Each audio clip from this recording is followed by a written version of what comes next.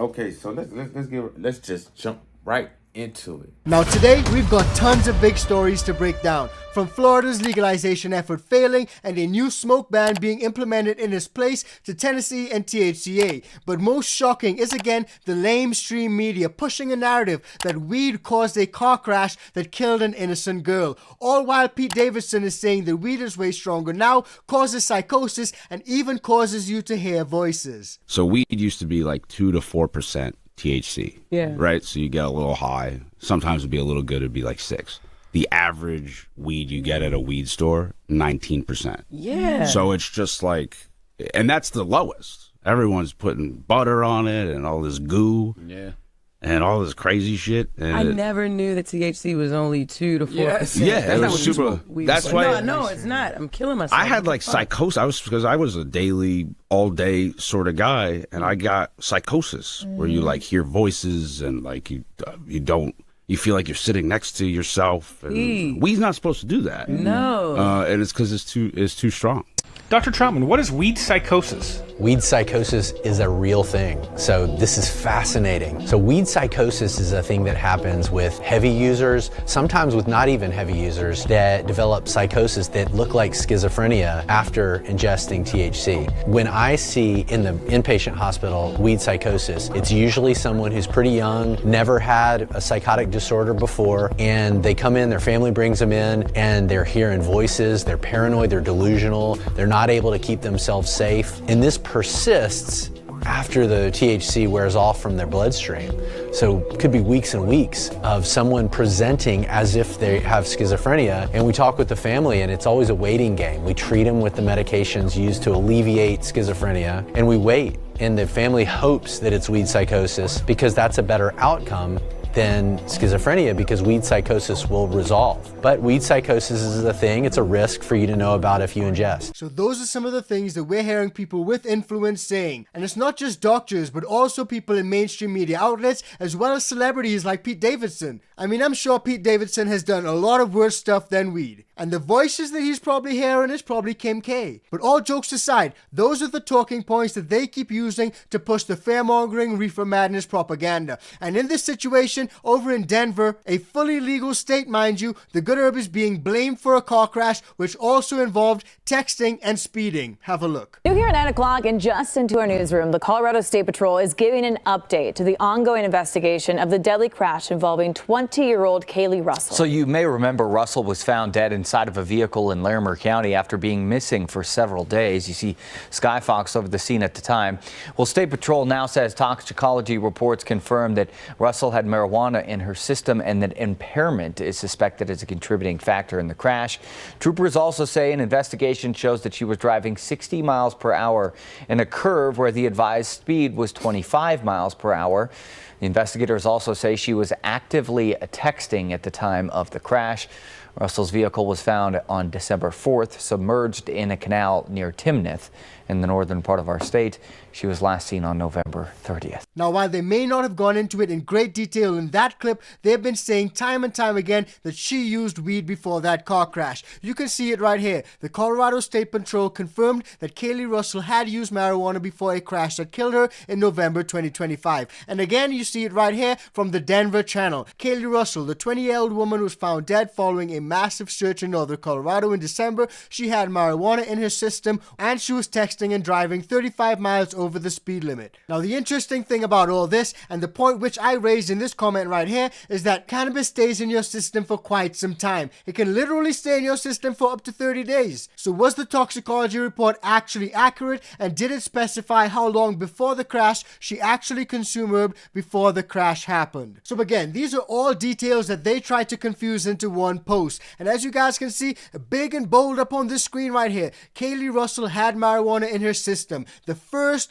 thing that they say is that she had marijuana in her system. But having a look at some of these comments, thankfully not everyone is so goofy to fall for the propaganda, as a lot of people actually agree with what I'm saying right here. What's the purpose of disclosing the information other than shock value? Weed in your system means you could have done it a week ago. Disclosing that information is BS. My youngest brother was found drowned in a river after being missing for 2 weeks. He had alcohol in his system, but most likely was sober. He rarely drank. Guys, The comments say it all. But again, the media will do what the media does, and that's manipulate the story, try to pull on your emotional heartstrings, and push their propagandist narratives. I mean, you just can't hate the mainstream media enough. Now, I do want to switch gears a little bit and take you guys over to Florida as well as Tennessee, because there's some big changes as well as a proposed smoking ban which can really shake things up. But before we get into that, just a quick reminder, if you're getting value from this video, please do like, share, and subscribe to the channel. And if you want to support us further, join the ICANN VIP Bean Club or cop some merch from our merch store. And if you happen to be a home gardener, try the ICANN Organics, use the code LEGAL, it works on the bundle and the beans. Well, right now, voters in Florida will not get a chance to decide on recreational marijuana this November.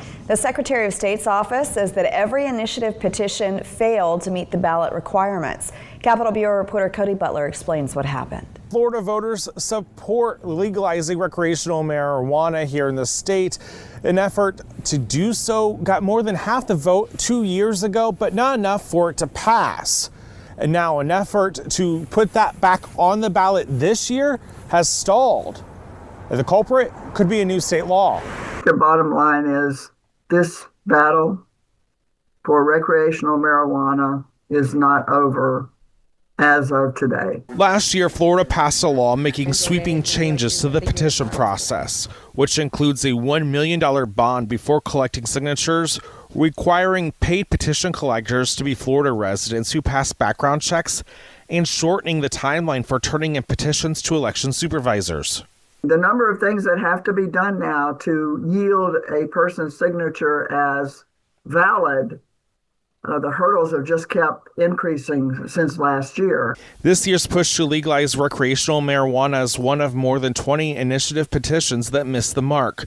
The Secretary of State's office says Smart and Safe Florida turned in about 783,000 valid signatures, roughly 100,000 short of the requirement. The group disputes the count. They say in a statement they submitted more than 1.4 million signatures and believe when they are all counted that they will have more than enough to make the ballot. They call the Secretary of State's announcement premature. Signature petitions have always been difficult to get on the ballot. Attorney General James Althmeyer led the campaign against marijuana legalization in 2024. He's now investigating petition fraud in the Smart and Safe Florida's collection effort under the new law. Last month, a woman was arrested and accused of forging signatures. I think this highlights the danger of these petition gathering processes, things going on the ballot where, you have fraud in the election system. The legislature has already put 2 proposed constitutional amendments on the ballot for November and is expecting to add more, including one on property taxes, before election day. Now, I do think that rooting out fraud in election systems is absolutely important. Voter ID, I have no problem with it. Making sure that these signatures are actually valid, I also have no problem with it. So if the organizers are not getting valid signatures, or some of those signatures are being forged or improperly put on there, then we obviously have a little bit of a problem. But what I can say is that in Florida, there's been a massive push against legalization by Governor Ron DeSantis, as well as the Florida Attorney General. And they've sunk tons of money into ad campaigns, media collaborations, and all sorts so that people know that they should not vote on Amendment 3. But funnily enough, a lot of folks who actually wanted recreational herb did not vote for Amendment 3 because it was simply a bad bill. Amendment 3 would have monopolized the market and would have also prevented home grows. And we all know if it ain't have home grow in it, a lot of folks just don't want it. The future of recreational pot is up in the air. The state says the group leading the charge doesn't have the signatures to put the issue on the ballot this year, but that group is appealing. If it's not on the ballot, a state lawmaker believes they have a plan to make pot legal. Gulf Coast News reporter Natasha Casal was given rare access to a lab where they package medical marijuana to find out how operations would change if it becomes legal for recreational purposes. This is our facility. We do everything from packaging flour, doing concentrates, doing carts. We have all-in-ones, we have chocolates, and we have chews that we make out of it. Rudy Molina is the Vice President of Operations and Sales for Mint Cannabis. He gave Gulf Coast News rare and exclusive access to show you how their medical marijuana products are made before they hit the shelves. So if we can get to know this plant in the way that we need to use it today, I think a lot of people might give it an opportunity and maybe find a way for it to be useful for them at least. Rudy, it looks like we're in the kitchen. What are we cooking up today? So right now, Miss Nancy here, this is our head chef. She's now preparing to make some more gummies for us, or chews, as they say in this market. So right now, Florida's in a really tricky position. They're trying to get these signatures validated so that the initiative can make it onto the ballot in November 2026. And they're facing a lot of pressure and a lot of resistance. But amidst all that, Florida senators have approved a bill to increase medical marijuana supply limits and slash patient fees for veterans. And I think that that's a good thing, because over in Florida, the medical marijuana industry, it's actually booming, and a lot of folks are getting access to the products that they need. Medical marijuana is very popular in Florida, with over 740 authorized dispensaries and 930,000 active cardholders. Some people, including lawmakers, believe it should be available for recreational use. Well, in 2024, Florida voters spoke very loudly and clearly. The vast majority of them actually supported Amendment 3, which would have legalized cannabis for responsible adult use in Florida. 56% of voters said yes to the amendment, a majority, but not the 60% needed to pass. That's why Senator Carlos Guillermo Smith is proposing a new legislation. We have a situation where people are being incarcerated and prosecuted for simple cannabis possession. This is not what we should be doing as a society and as a culture. The bill aims to legalize and regulate marijuana for adults, restructure how cannabis is taxed, sold, grown, and licensed. Smart and Safe Florida was leading the charge to get it on the 2026 ballot. The state says that effort has failed. While Smart and Safe Florida says it will continue working toward an amendment, Smith says his bill would change everything. Well, it means right now that this is the most viable route to actually getting cannabis legalized in the state of Florida. So I would urge your viewers to contact their state senators and their state representatives and encourage them to co-sponsor this legislation. So guys, making your voices clear is really important, especially in a situation and in a state where lawmakers are opposed to legalization, and they got deep pockets. They got state money that they can use to bankroll some of these anti-legalization efforts, and that's exactly what we've been seeing. So you guys, make your voices clear. If you're down in Florida, definitely support that bill, because the truth is, if you don't, lawmakers, they'll just pass bills that you don't like. And one of those bills that's actually being proposed right now is a proposed smoking ban in Florida that can extend to sidewalks and parks. Have a look. New at 5, there's a new push to take bans on smoking to another level. A new bill in Tallahassee would ban smoking in a lot of public places. West 2's Michelle Meredith is live in Sanford with those places that could go smoke-free. Michelle. Well, we are here at the Riverwalk in Sanford, and it is a beautiful day. And they've got a sidewalk here, so you can take it all in. You can walk, you can ride your bike, but if this bill should pass, this sidewalk would be off limits to smokers. We know about bans that prevent folks from smoking inside many buildings, but the Florida State Legislature is looking at two proposed bills, one from the House, one from the Senate, that would also ban smoking outside some places, including sidewalks, streets, public parks, public beaches, outside schools, hospitals, government buildings, office buildings, outside apartments, restaurants, airports, stores, and more. I don't agree with it. Donald Ayers, who is a smoker, says with those rules, he wonders where he could light up. Inside of your house at that point. And Chris Miller, who does not smoke, says the proposed ban is going too far. The government just wants to be involved with all of these crazy laws. If somebody wants to smoke outside, what is the problem with it? There's no reason to take people's freedoms from them. This is America. The proposed ban includes smoking most anything, cigarettes, cigars, vaping, marijuana, and marijuana products. And needless to say, many folks we talk to are all in. I think that the secondhand smoke is real. I think I smell it often. My kids, it's definitely in the air. My kids smell it. Since Florida is a sunshine state and most of us enjoy spending more time outdoors than in, I think that fresh air is a benefit to everyone, as much as we can get. So just let that sink in, guys. No smoking of anything anywhere. No smoking, no vaping, no combustion, no nothing. Nothing at all. Whether it's herb or whether it's cigarette, nothing at all. It's absolutely mind-blowing. I mean, I do recall the days when people used to smoke indoors in restaurants and buildings, and that was banned. And that's understandable. Now, Florida's not the only state that can be facing big changes in 2026. Also over in Tennessee, we can be seeing big changes, especially since President Trump signed that executive order to reclassify the good herb from Schedule 1 to Schedule 3.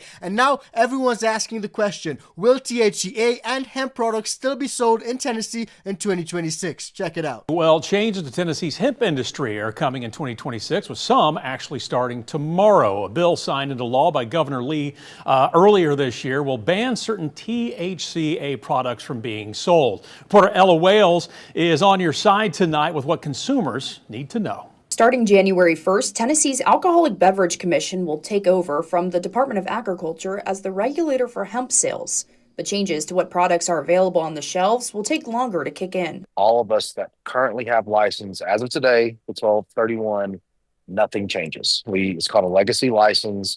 I'm on the board of Tennessee Healthy Alternatives, and we were able to get an agreed upon declaratory order. Those licenses expire June 30th. After that, anything with a concentration of more than 0.3% on a dry weight basis of THCA will not be able to be sold. To get it functional, this THCA converts to Delta-9 in the heating process. And so if you like to smoke it, if you like to vape it, it's going to heat up and convert. So the new standard will be so low that it doesn't do anything. Senator Richard Briggs, who sponsored the bill, says the goal is to protect consumers. We were finding that so many of the products that were being bought online, and so many of them that had come in from out of the state that were being sold at the retail cannabis stores were contaminated with pesticides, with organic solvents. Briggs also said this law will help enforce other existing laws that weren't being enforced before. It shouldn't affect any of the legitimate businesses hardly at all, because there were a lot here in the state of Tennessee that were selling,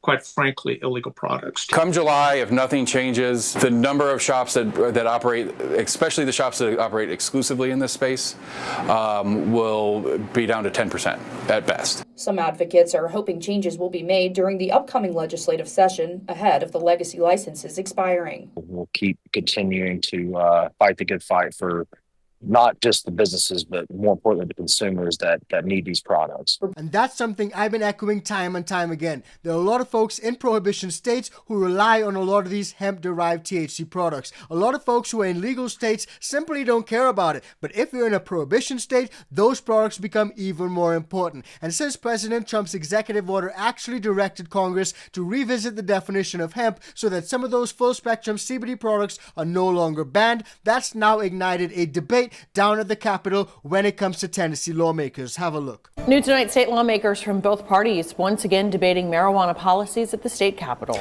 Now this after the Trump administration reclassified how marijuana is viewed as a drug nationwide. Fox 17 News' Hope Salmon's live downtown outside the state capitol with what these bills could mean for the marijuana laws here in Tennessee. Scott, the topic of marijuana is once again a hot button topic, and now both Republicans and Democrats have ideas of how to change the way that marijuana is handled in the state. Tennessee lawmakers are revisiting the issue of marijuana this legislative session with bills that could lay the groundwork for marijuana use in the state.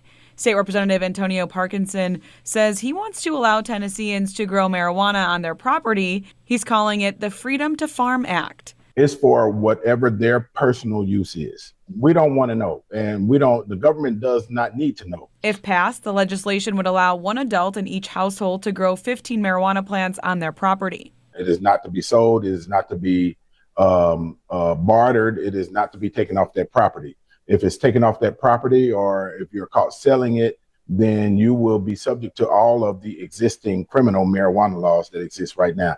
Republican Senator Farrell Hale of Gallatin introduced his own legislation that, if passed, would require the Tennessee Advisory Commission on Intergovernmental Relations to conduct a comprehensive study on how a medical marijuana program could be created in Tennessee. The proposal comes just weeks after President Trump announced the federal government plans to begin the process of reclassifying marijuana into a less serious drug category, a move that could make it easier for states to enact their own reforms.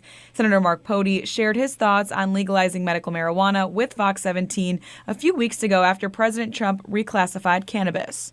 I think it's going to help us with not only the health, but those that have been incarcerated. So if some of these bills and laws can become a reality over in Tennessee, we can finally see home grows. We may finally see medical herb roll out in Tennessee. And for me, I think that that's fantastic. But drop your thoughts and concerns on this whole thing in the comment section down below. Everything that we discussed in today's video, from that really sad and fatal car crash to what's happening over in Florida and obviously what's happening over in Tennessee. Let me know where you guys stand on all this. Now in our next video, one of the strictest states in America when it comes to weed could finally be open to legalization. If you haven't seen that, check it out. It's coming up right now.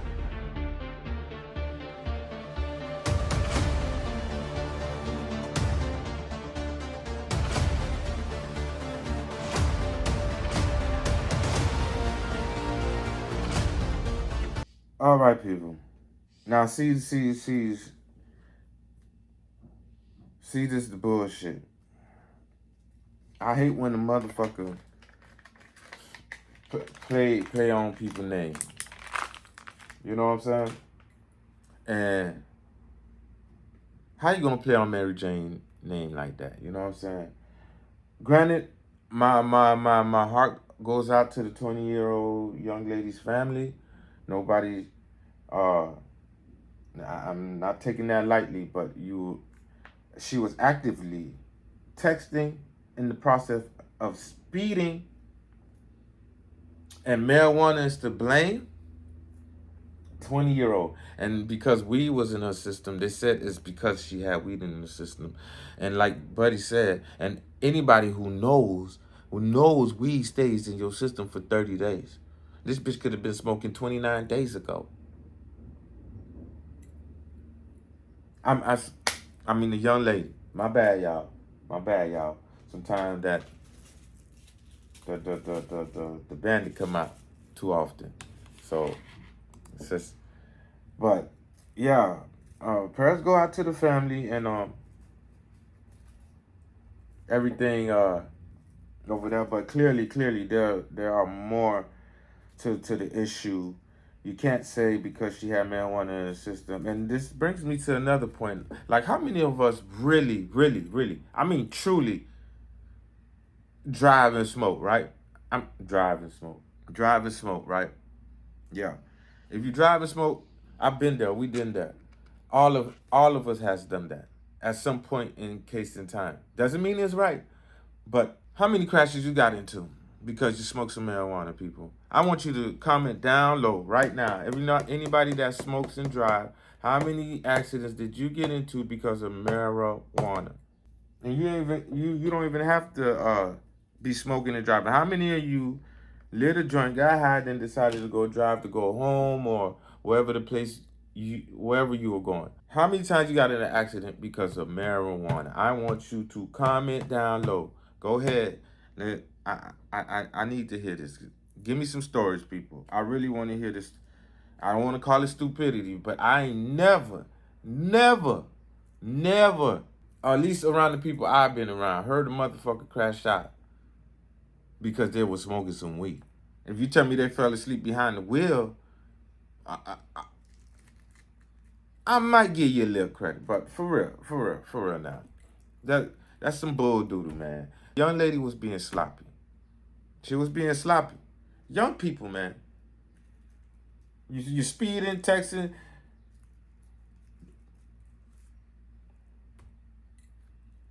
I regress, because I've been in a similar situation. Bitch was doing 60 miles per hour on a 30 mile road with no headlights on, texting. So no, don't give me that. Anyway, and you see now on Governor DeSantis. See, when COVID hit and the man didn't want nobody to take those shots, credit to him. it kind of make me feel like he knows something. Because a state like Florida could use some weed to calm these hotheads down. You know what I'm saying? These YNs don't, you know what I'm saying? I don't. This story, this particular topic gonna lead us to our third story with the Epstein's thing. Yeah, we gonna talk about the Epstein's. Weed is mentioned in the Epstein's file. Yeah. Hey, them files are touching all type of dynamics. But we only gonna touch marijuana. Remember, I don't do the politics, and I don't fuck with. Nah, I don't play with people's names. Let them have that. Everybody else could do that. We talk about cannabis over here, baby. And sometimes we get into some sports, but not like that. We talk about the game, something that happened. You know, keep it short and sweet. But all things cannabis related. We mind our business over here. If we ain't talking about no weed, we ain't nah. Anyway, but in Florida, Governor Ron DeSantis is making it hard for Floridians. But hey, I gotta hear the man out and see where he's coming from his point of view. But you know, I'm an advocate of this shit. You know, we really trying to work hard to get this shit cracking. But I would like to hear his point of view before I make insults. So I digress. All right, but from what I'm getting, it was said that Smart and Safe Florida was able to gather 1.4 million signatures, and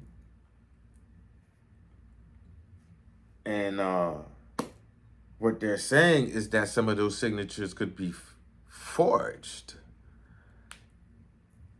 and that the lady who's in charge of the Smart and Safe Florida thing was caught with fake signatures last year or something of some sort.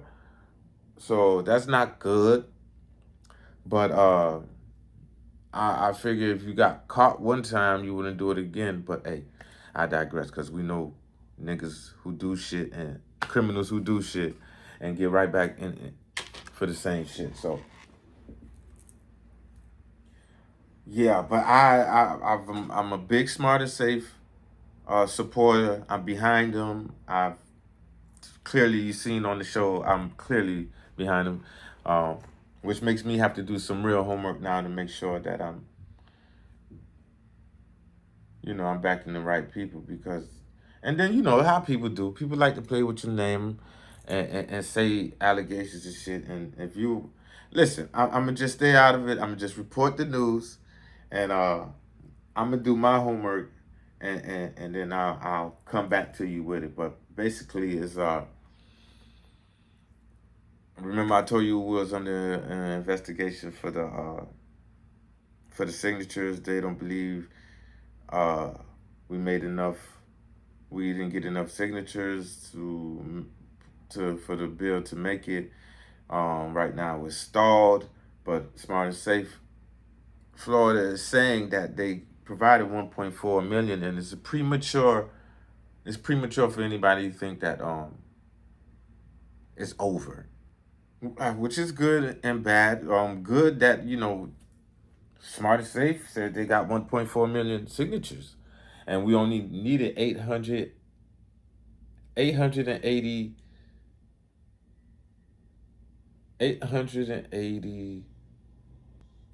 plus thousand votes. So that's more than enough. I just think the governor don't want to fuck with it. You know, ever since the Amendment 3 last year could have passed the bill, but we was, like they said, we slept on that one. And they also said it was a bad law too. So, and then of course in Tallahassee, bill to ban public vaping and smoking. basically they want to stop. Where are you going to be able to smoke at? Because unless you got a backyard, a balcony, and you got kids in the house, how you can't smoke outside? There's a lot of variables in this. Like, I mean, if you're at an event, you can't smoke in the parking lot. Well, they did say the sidewalk wouldn't be available, but you know, before we get all personal with that shit, it's just the fact that it's in Florida, and Florida want to ban smoking everywhere. Basically, not everywhere, but if you saw what you saw on there, it's basically everywhere. Boy, Florida be fucking with its citizens. But look here, man. Let me tell you, you know how fucked up these roads are? These roads fucked up. Y'all got time to be doing shit like this, but y'all ain't got time to be fixing the road. And who keep electing these motherfuckers? Because they keep promising to fix shit and they don't fix nothing but laws to get motherfuckers in trouble. And anyway, I digress because I'm starting to get upset, y'all, and I don't want to go there. So, Florida, boy, y'all getting on my goddamn nerves. All right, y'all know about Tennessee. Bills signed by Governor Lee will ban certain THC products being sold. And this bill is set to pass after June 30th. Whatever shit you got up there gonna have to get off. That's in Tennessee. So you guys, with all that, you guys go ahead, leave your questions, comments, how you feel down low, because I gave you a lot of how I felt. You know, some really, really, really, really, really. I'm trying to be nice here, man, but I'm finding it really hard to be that.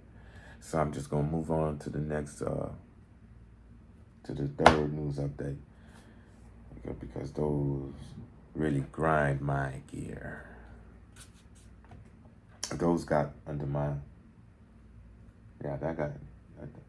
those did it for me. All right.